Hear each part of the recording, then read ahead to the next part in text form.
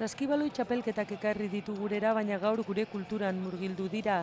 Itxaropena pilotalekuan euskal txokoa zabaldu dute turistei gure kulturaren berri emateko. It's very, very difficult. I tried, but it was too difficult for me. I couldn't do that throw. It's very difficult from the first time, but Areatzan berriz, saskibaloiaren hainbat alderdi ezagutzeko aukera izan dute gazte naiz helduek. Freestyle basketball is an art between mix of martial arts, breakdance, dribbling. Bai, batzuk zailak dira, baina beste batzuk oso errezak dira.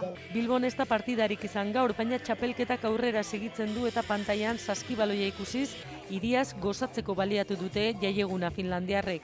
naturally we are chilling out and having some fun with friends and watching basketball and enjoying the lovely Spain.